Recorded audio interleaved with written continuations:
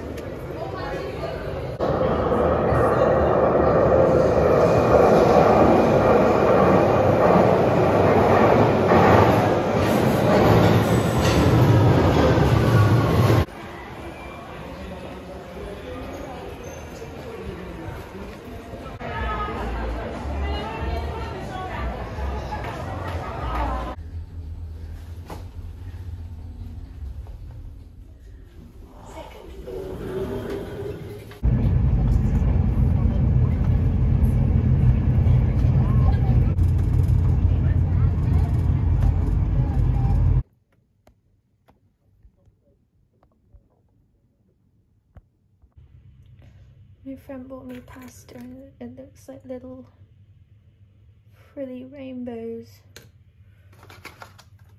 This is to make. So cute.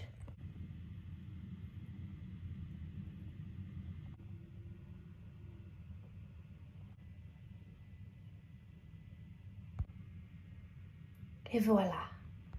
Bon appetit, bitches. Hello, it's Grace. I thought I would update you on some books that I've read in the last week. I've had a good reading week. The first book I read and finished was an arc I got from NetGalley from Europa Editions called Everything Calls for Salvation by Danielle Menserelli. Cover looks like that. I think it's out now. It came out in Italian in 2020, translated, and then it's been translated by Wendy Wheatley into English. I think it's coming out this year. I think it's out now, I want to say.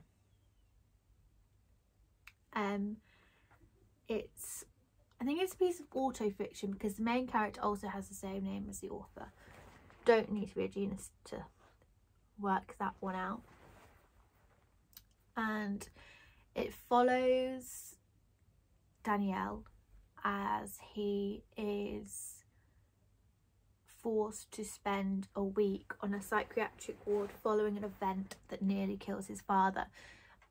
You don't really get the step by step what happened to have him go into this facility, but you get the impression that he had an outburst of rage caused by some sort of mental illness that has landed him in there, and he spends time on this ward with 6 other men, and it basically goes through the week day by day as he gets to know the other patients and finds out more about them and about his own mental health. I loved this book. Like, I think it's probably one of my favorites of the year.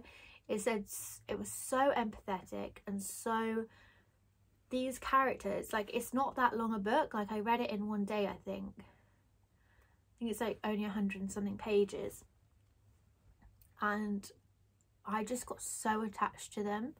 And I normally find with they have to be really good for me to completely get engrossed, or like really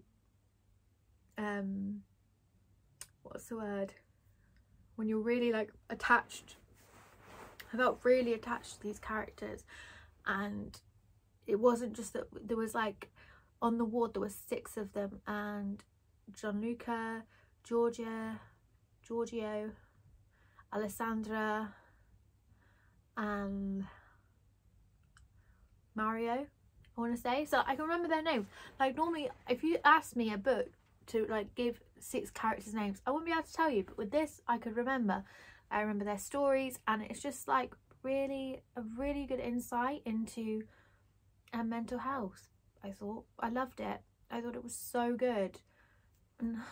And yeah, I mean, I'm sure you could find other reviews where people are like saying more deep things about it, but I don't know, I loved it.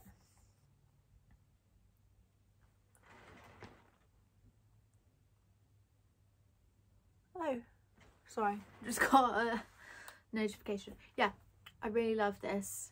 Highly recommend if you like reading about mental health. Normally I have to be careful when reading about mental health because I can find it can be quite triggering at times if I'm not feeling great, but I felt great at the time when I read it, so for me it was quite a good read. But I would put a trigger warning on this for mental health illnesses if you do find reading about that difficult, which I definitely do at times. So yeah, that was my first read, Everything Calls for Salvation. Loved it. The next book I finished was Fake Accounts by Lauren Oyler. I've had this in my possession a long time now. I think it was May 2021 when I picked it up. I know, because I still have the receipt. I feel like a lot of people have talked about this. It's kind of one of the reasons I picked it up. There was a lot of hype surrounding it when it did come out. I think Rebecca Eats Books, Bar in the Bookcase, Hannah May all talked about it in 2021. So this isn't like a new book, but it was, yeah, one that I've kind of been putting off reading because I know I'd really like it. Why do I do that? I don't know. And it follows this girl who is living in New York. She goes snooping on her boyfriend's phone and she thinks he's very much offline, but she finds out via snooping that he has an Instagram account where he posts about conspiracy theories, and it's also very, very popular. From this information, she decides that she's probably going to dump him. Donald Trump then becomes president. She goes to partake in the Women's March in Washington DC. While she's there, she gets a phone call saying that he's died from his mother.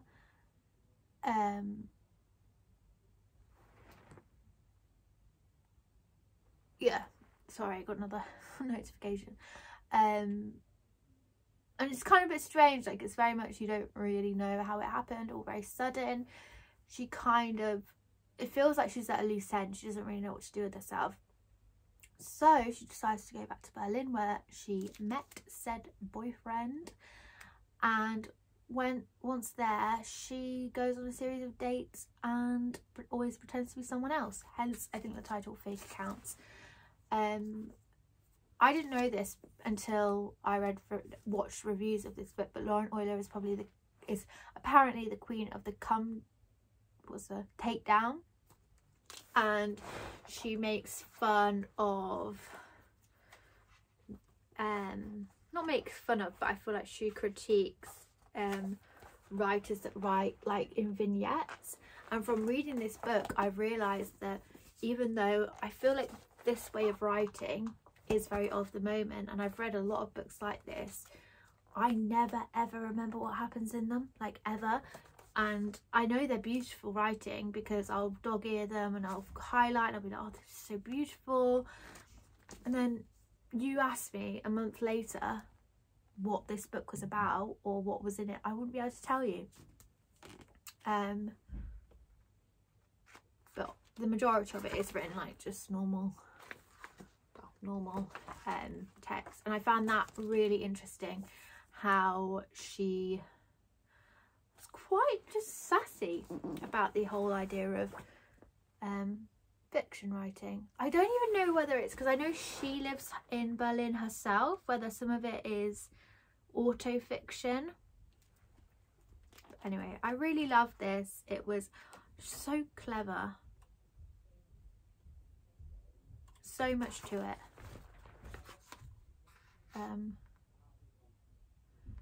Consensus was the world was ending or would begin to end soon, if not by exponential environmental catastrophe, then by some combination of nuclear war. The American two-party system, patriarchy, white supremacy, gentrification, globalization, data breaches and social media. People looked sad on the subway, in the bars, decisions were questioned, opinions rearranged. The same grave epiphany was dragged around everywhere. We were transitioning from an only respectively easy past to an inarguably more difficult future. It could no longer be denied, unstoppably bad. Oh, it's just like, it's too smart for me. It's not, but like, because I read it and loved it, but I don't understand, you know, it's just so good. So I keep looking here because my washing's hanging, and I keep thinking there's a person standing there, and it's not, it's just my washing. Freaking me out. And it's not even Halloween anymore. But yeah, love that, would highly recommend. Next book I finished was, I don't actually have, I read it on my Kindle, but it didn't have a cover. It's also from NetGalley. I don't know who it's, I'll look who it's out with. Actually, it was a memoir. It was one that I have been excited to read.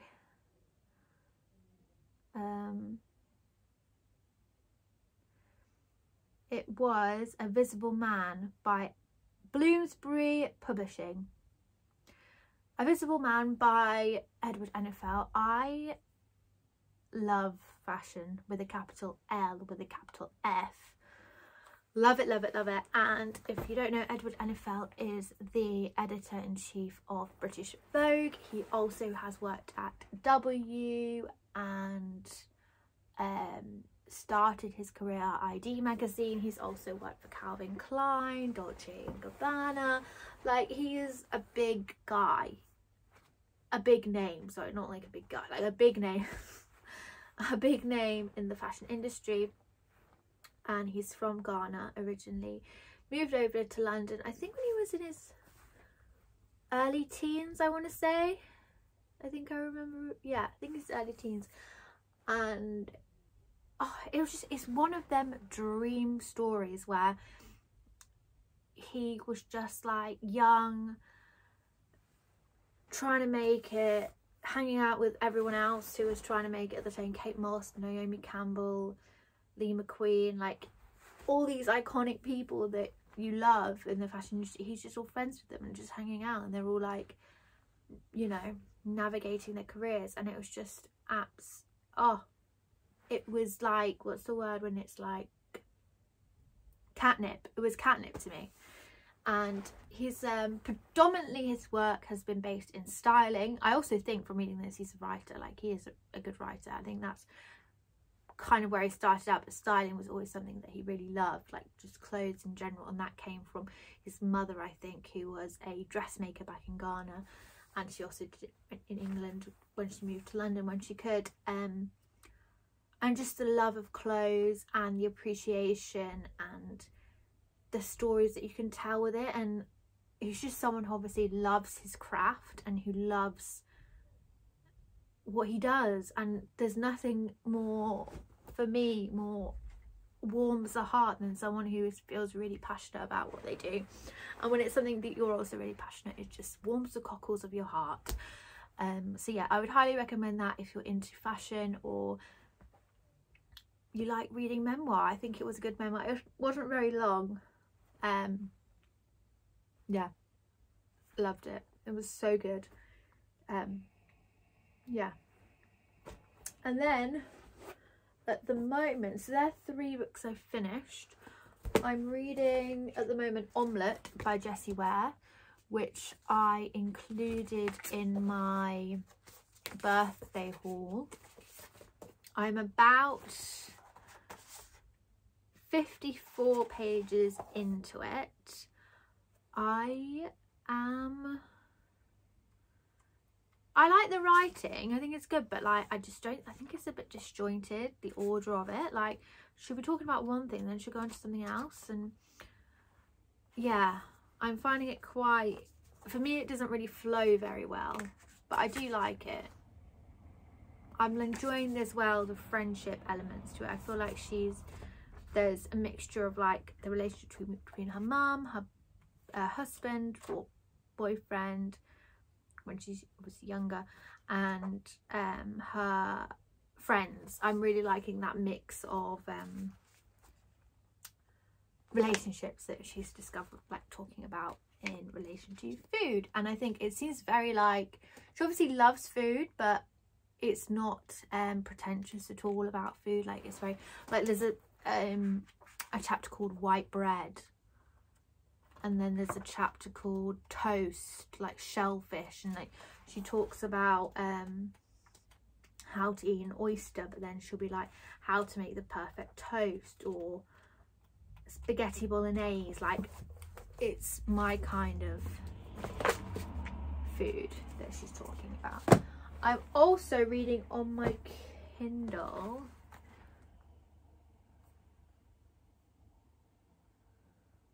another NetGalley proof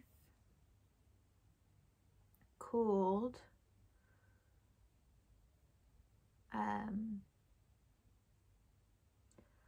Hijab Butch Blues.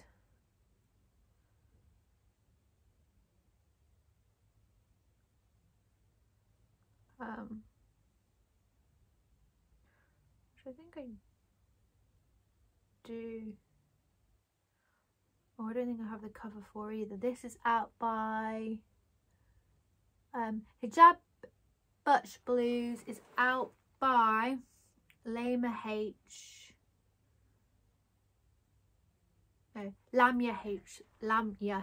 sorry. And it's being published in the UK in 2023, being the Dial Press, New York. Published in the UK by Icon Books. Yeah, so in the UK it's being published by Icon Books, and then the Dial Press, an imprint of Random House in New York. But then it's also being said it's being out by Faber and Faber. Anyway, it's a memoir about a girl who is Muslim but loves girls, and it's very much how she is navigating her relationship with the Quran, with how her personal feelings. So I feel like the religion tells you to take teachings and meaning from your religious text to kind of live your life, and she is taking the Quran's words and trying to make it reflect her own thoughts and feelings. And yeah, I'm finding it really interesting so far. I've not heard anybody talk about it before. It doesn't come out till next year. I can't work out where she says she's living in an Arab country, and it's, I get the impression she might have moved from England to an Arab country when she was like doing her schooling, and then she goes to university in America. I think she ends up living in New York. That's where I've got to so far. But I think it's very much about what we are expected to do when we are young, which is get married. And there's talk of, she talks a lot about when she's in America getting asked for in the United States getting asked for ID, and like at first she's just very innocent, being like, oh yeah, here's my ID, I'll show it you, and then it keeps happening again and again. She's like, why do you keep asking for my ID? Like, why? Like, and how she's kind of always othered in wherever she's been because of people with light skin always get treated better and thought more highly regarded. Yeah, it's I feel like because she's writing about her more formative years, so like when she's at school from being 7 till she's early 20s, there's a sense of naivety to it. So like you're very much learning about the world and her life as she is. It's not really giving anything away as to where she is now, which is really nice. You feel like you're going in kind of blind to who she is. I don't know whether I'm explaining that really good, but yes, and it's got a really sick cover. I wish I don't have the technology to put it there. Imagine it's there. It looks really good. I thought I would quickly, I've realised I've been rambling for quite a long time, go through it's Non-Fiction November. Well, I'm going to call it Non-Fiction November for myself. You don't have to, but I thought I would go through a TBR that I put together for myself of 1, 2, 3, 4, 5, 6, 7, 8, 9, 10, I think 11 books, 10 books that I want to potentially read this month. I'll go through them quickly. Empire of Pain by Patrick Radden Keefe. This is a honking great book about the Sackler family and the OxyContin crisis in America. I've never read any Patrick Radden Keefe. Pretty prolific investigative journalist. Heard it's really gripping. Doesn't really read like non-fiction, reads like a thriller. So I very much want to sink my teeth into that. Also mentioned this before, but I want to read Easy Beauty by Chloe Cooper Jones. Beautiful cover. This, I don't know whether this is a collection of essays or a memoir. But yes, I think she suffers with a chronic illness. Yeah, basically how she navigates the world within her disability. So yeah, just I love memoir. This seems like something a bit different. Then I've got The Premonitions Bureau, a true story by Sam Knight. This one, I don't really, this was like for ages just in the Waterstones at the front, like front and centre. I don't really know that much about it, but premonitions are impossible, but they come true all the time. So that's another one. I've mentioned this before, What It Feels Like for a Girl by Paris Lees, a memoir which I don't know could also be read like fiction, but I think it is memoir, just told in, what's the word, accent, dialect. Lots of people's favourite books last year. I mean, Blurb by Pandora Sykes, Rennie Edo Lodge, Elizabeth Day, iNewspaper, British Vogue. Like, yes, we love that. About young trans life. Bodywork, A Radical Power of Personal Narrative. A few of these next ones are kind of linked. This I also just recently hauled. I want to get to this one. May Sarton, The Journal of a Solitude. I bought this ages ago when Rebecca Eats Books was saying it was one of her favourite books. I'd never heard of it, never heard of May Sarton. I think this edition is from America. I ordered it online. It's from Wonder Books. So I really want to read this. And then this is one that I found on Amazon. That feels like swearing. Sorry. It is bad, I know. And it's called The Situation and the Story, The Art of Personal Narrative by Vivian Cornick.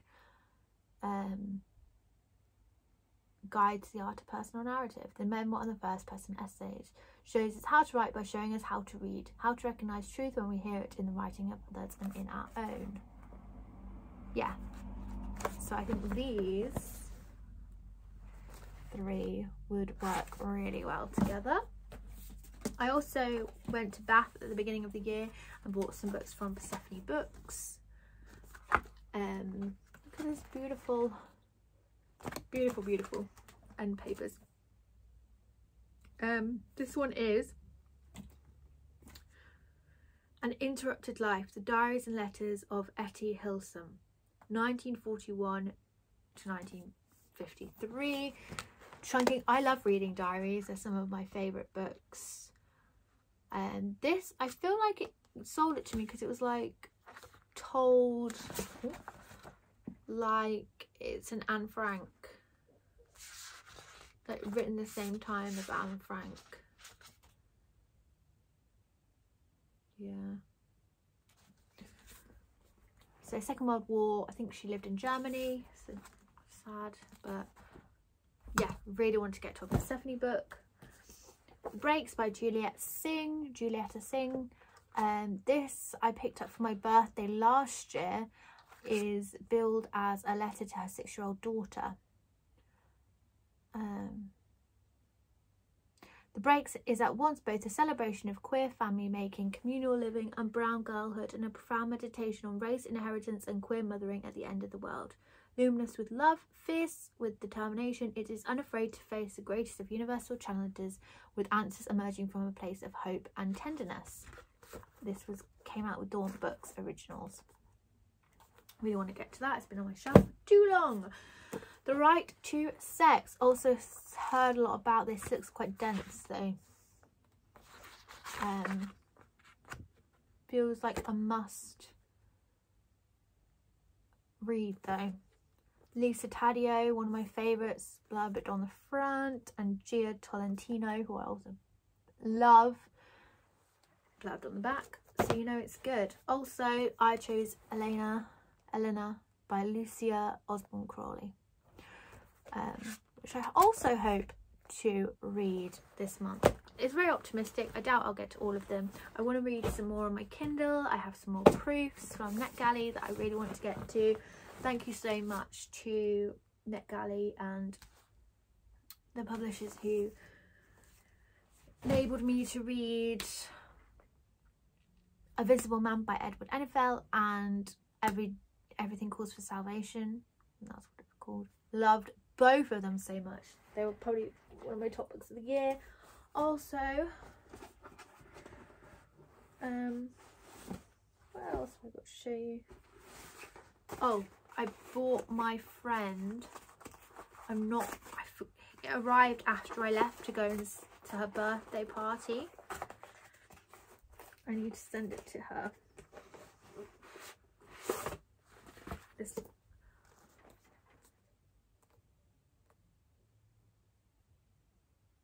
I bought her this. Why is that? That's annoying. But I need to send it to her. I will send it to her tomorrow. Happy Hour by Marlo Grant. Marlo's a nice name, isn't it? I read it last year. Really loved it. So, which I doubt she'll watch this. You didn't. If she does, you didn't see that. Okay, that is it. Thank you so much for watching. I'm sorry this has been a bit rushed. I've had a week of it. No excuses. I know. I hate them people who are like, you know, it's just for fun. This is just for fun. So whatever I post, it's really okay because it's just fun. I really loved what I've read this week. It's been really, really good. I'm excited to read some non-fiction. I've got a very exciting day tomorrow, which I'm hopefully, fingers crossed, will be videoing. But yeah, thank you so much for anyone who's subscribed so far. It means a lot. And yeah, I will see you soon.